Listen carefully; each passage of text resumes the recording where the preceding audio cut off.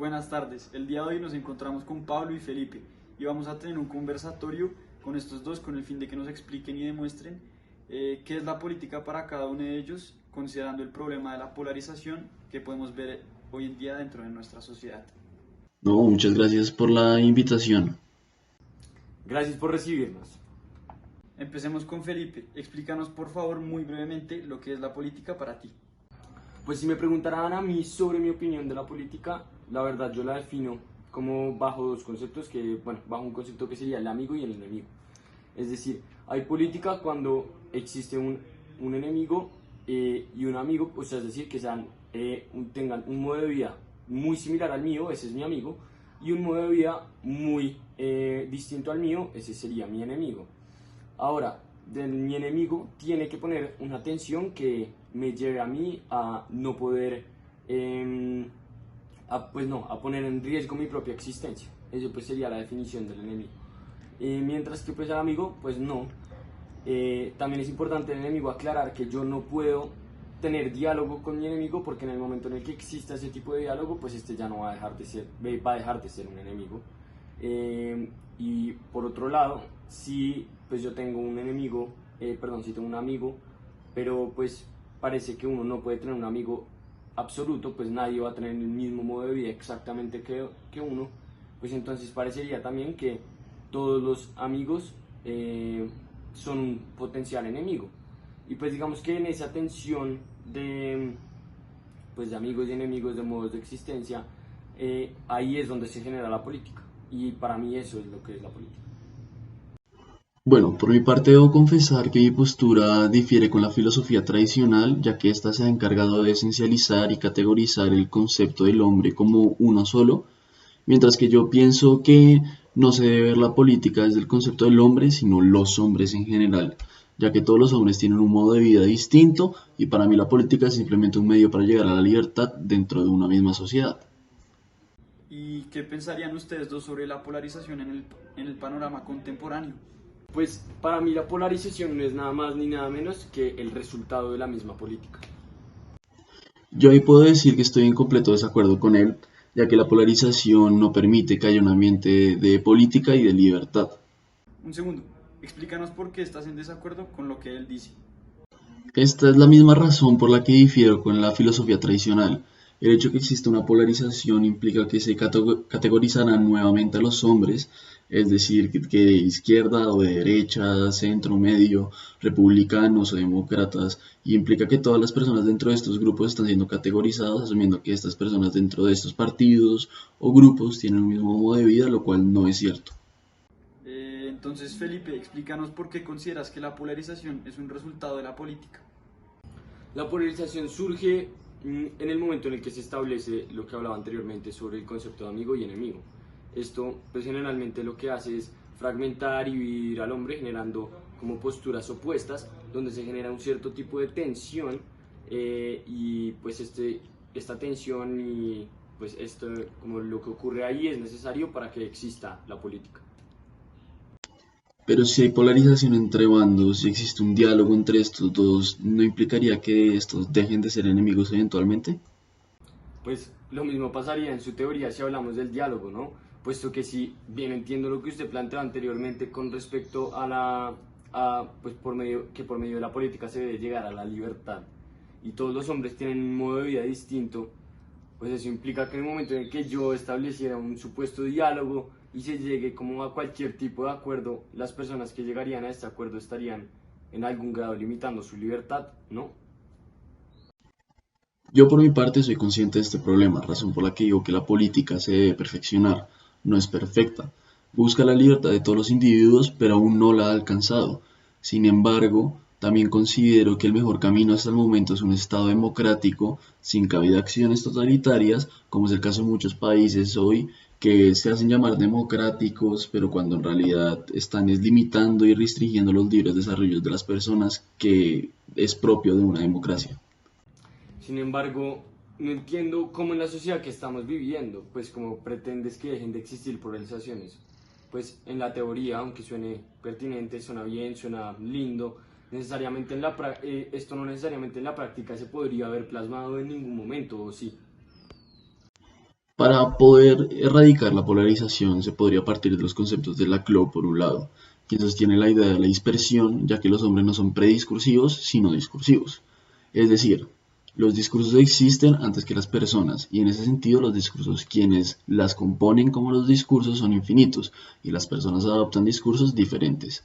Eso genera que todos los hombres sean distintos dentro de una sociedad, hay dispersión entre los hombres, no hay homogeneidad, y como esto se presenta de una manera, la polarización lo único que genera es categorizar los discursos y cerrar espacios de diálogo, cuando lo que se hace es no tenerle miedo a la confrontación de ideas, abrir espacios de debates que generen política y no polarización.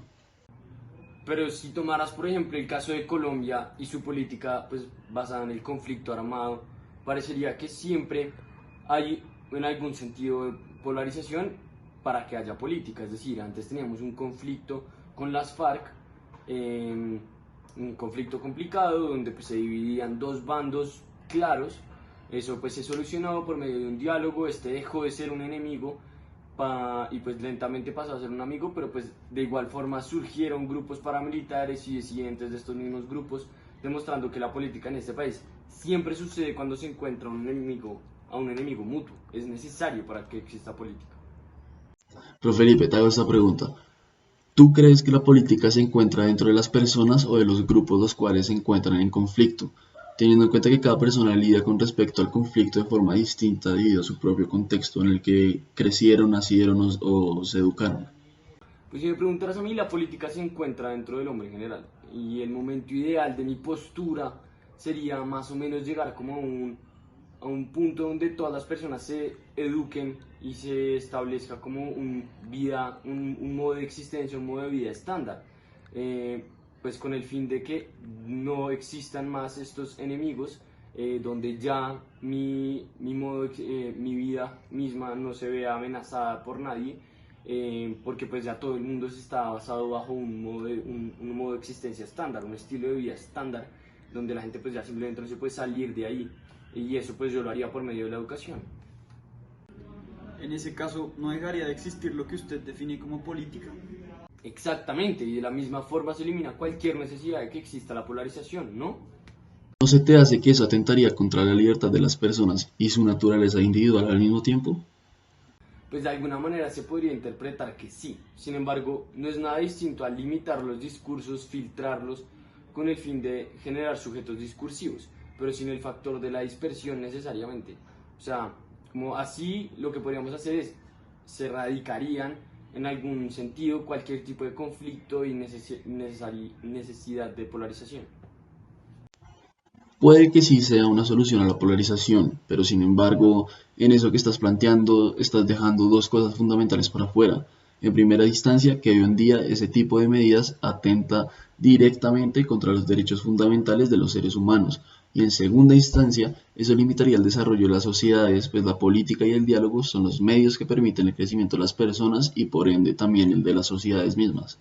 Eso no compromete el desarrollo de la sociedad y las personas, ya que estás combinando dos aspectos que he mencionado en uno solo, en donde alguien puede ser mi enemigo político y a la vez ser un amigo económico, en donde no se compromete el aspecto político ni el económico, ya que cada una de estas funcionan de forma independiente dentro de la sociedad, no necesitan estar relacionadas. Pues ahí déjame decirte que estoy en desacuerdo con esto, debido a que ambos aspectos se comprometen, ya que se está afectando a la libertad de los individuos a cierto grado y de la misma forma no se está solucionando ningún conflicto como lo sería la polarización, y más bien se está posponiendo y alargando. La solución que propongo yo viene por medio de la discusión entre las personas, en donde, como ya he dicho, es el lugar en el que se genera la política de forma democrática y de verdad, y en donde de la misma forma se salvaguarda la diversidad de la que estoy hablando. Si retomamos el caso concreto de Colombia con la paz, por ejemplo, que firmó con las FARC, fue un primer paso al diálogo y la erradicación de la polarización. Sin embargo, estos problemas siguen vigentes, pues volviendo a mi punto de que todas las personas tienen un modo de vida distinto, eso implica que la polarización y los conflictos se deben resolver desde ahí mismo. Todas las personas deben entender que todos tienen un modo de vida distinto y que la polarización y los conflictos también los tiene que solucionar cada uno a su manera individualmente. Y la única forma de lograr esto es abriendo los mismos canales de diálogo que mencioné antes.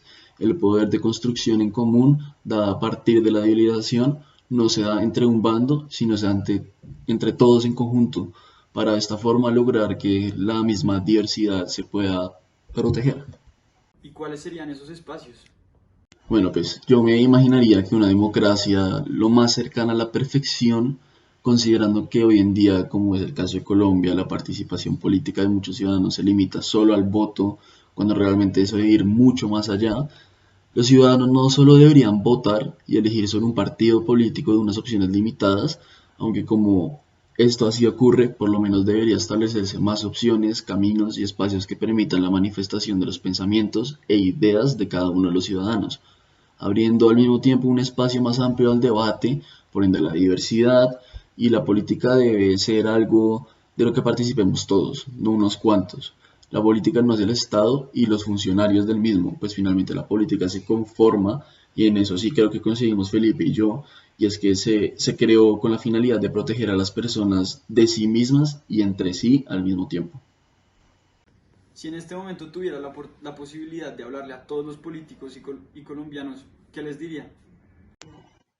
Yo diría que la solución está en la educación, así como lo plantea Felipe también, sin embargo no con el fin de cambiar el modo de vida de las personas desde la misma raíz, sino cambiar un poco la cultura en la que vivimos, partiendo de una desconfianza clara de parte de los ciudadanos frente al Estado y también de las muchas fallas que éste contiene consigo mismo. Para empezar, a cambiar la mentalidad de las nuevas generaciones, donde la política la hagan todos, de donde se les pueda explicar a los futuros de los ciudadanos que cada una de sus opiniones vale y que no solamente se puede, sino que debe tener en cuenta para poder cada vez ser personas y ciudadanos más fieles a su naturaleza individual, perdiendo así la menor cantidad de libertad posible, pues incluso me pondría a pensar yo que esa es una de las razones por las que se conformó la guerrilla, pues sus opiniones e ideas fueron excluidas de la política en el Frente Nacional, y este tipo de escenarios no van a dejar de ocurrir cuando los ciudadanos como políticos entiendan que la política es un ejercicio en conjunto y que este solamente tiene como fin mejorar la vida de cada uno de ellos. Ya que estamos hablando sobre la importancia de los caminos y canales de comunicación para invitar a la gente a hacer política, ¿qué les parece si lo aterrizamos al fenómeno de la ola verde que ocurrió en Colombia en el 2010? A mí me parece perfecto. Este suceso de la ola verde logra demostrar muy claramente mi concepto de política, así como también la participación política que el mismo filósofo Pasquino presenta y que desde mi parecer es muy correcto y va muy apegado a lo que yo pienso. Perfecto, entonces cuéntanos qué es lo que piensas sobre esto. Listo, pues básicamente este movimiento promueve uno de los aspectos más importantes que yo considero dentro de la política, el cual es la misma individualidad, en donde en ningún momento se genera una campaña la cual genera que las personas se sientan que tienen que estar involucradas en este, ya sea por compra de votos, así mismo como con el uso del miedo u otros medios para convencer a los ciudadanos. Estos decidieron realizar una campaña honesta en la que la gente por medio de su opinión y creencias decidieron unirse y seguirlos. Y ahí es donde cae el punto de Pasquino, en donde la participación política se entiende más que todo como una organización en grupos de forma voluntaria, lo cual nuevamente este acontecimiento de la ola verde logró de una forma que podría decir que sí apoya esta misma participación política. ¿No sientes que la forma en la que esta campaña se presentó es de por sí polarizadora? O sea, al decir que todos los demás partidos eran iguales, menos el de ellos, ¿no es una forma de polarizar? Desde mi forma de ver, esta fue una de las únicas campañas que invitan la participación política de la gente, en el sentido en el que toda su publicidad fue elaborada por los mismos estudiantes y personas que los apoyaban al mismo tiempo, dejando a un lado a la figura principal, representando que este no es es un partido de todos. Así como de la misma forma fue de las únicas campañas que nos enfocó en atacar a las demás campañas, incitando a la polarización con diversos comentarios o pancartas de los demás que promueven el odio o pues la misma polarización, como dije. Pero al fin y al cabo este partido no logra nada y después de acabar las elecciones pareciera como si todo hubiera acabado. El punto de la ola verde, aunque fuera un nombre de un partido, no era eso. Era más que todo el movimiento social que este generó, en donde grandes masas de personas lograron encontrar una forma de participar políticamente, en donde no se debe de seguir el mismo tipo de política de todos los años. aunque cabe recalcar que ese es más que todo su error, el haber de una forma u otra, después de acabar las elecciones, permitir que este movimiento se acabara completamente o cambiara sus principios. Pero si entonces tenemos esto en cuenta, la solución que postulaste previamente cambiaría, ¿no? Se podría decir que sí. Si me preguntaran por una solución más práctica y traída a la realidad, considerando que la Ola Verde fue un movimiento que nos permitió como pensadores entender mejor la práctica y participación política en Colombia, y como su error fue el dejar entender este movimiento como de la gente y entenderlo como un partido con jerarquías, una persona en la cabeza, donde quien toma las decisiones es un individuo y no todos, donde la Ola Verde se dejó de ser un movimiento distinto y pasó a ser un partido político más de la lista. La solución vendría siendo que la política fuera algo así, a lo que se están acercando ciertos políticos como Fajardo, el cual se presentaba a sí mismo como un político de ideas de centro, que aunque este no lo haya hecho de la mejor forma, la solución vendría a que los políticos no deberían tener ninguna inclinación ni preferencia sobre las distintas orientaciones profesionales, sino que la persona que sea elegida sea la que muestra más imparcialidad y en este sentido quienes gobiernan dejan de ser los funcionarios públicos y pasa a ser la misma gente por la cual siente más confianza con ciertos políticos, convirtiendo a los mismos funcionarios y representantes del gobierno como una herramienta para llevar a cabo el ejercicio de la política, pero no que sean ellos quienes realmente la ejerzan. Y si yo le preguntara sobre las limitaciones que tiene eso, ¿qué me diría usted? Claro, la primera limitación que se podría encontrar de esto que propongo proviene del hecho de que no se puede llegar a una imparcialidad total como la que propongo, ya que todo el tiempo una persona, por más centro o imparcial que quiera ser, va a tener una influencia de ya sea por alguien más o por algo más. El segundo problema pues viene de que la gente desconfía del Estado y la capacidad de otorgarle este tipo de poder no se vería posible en especial en la sociedad colombiana. Y finalmente, el implementar esto no funcionaría ya que la gente no votaría por ese tipo de candidato gracias a intereses personales. La gente en Colombia ya se encuentra polarizada y no confían en alguien el cual no se incline totalmente por sus intereses de derecha o de izquierda. Y esa última limitación se podría relacionar mucho con otra, el cual es el de las emociones, en donde prefieren dejar a un lado la racionalidad y se centran en las emociones, en donde una persona imparcial se le complica generar una conexión emocional con una persona, la cual ya tiene todas esas ideas establecidas dentro de su personalidad, y ahí es donde retomo mi solución principal, en donde se debería llevar a cabo una educación la cual fomenta la individualidad de la población y de las personas para al mismo tiempo lograr algún día llegar a este resultado que sería pues lo que yo sentiría que funcionaría más. Bueno, se nos acabó el tiempo que teníamos el día de hoy. Muchas gracias Pablo y Felipe por acompañarnos el día de hoy y nos vemos en la siguiente edición de Filosoc.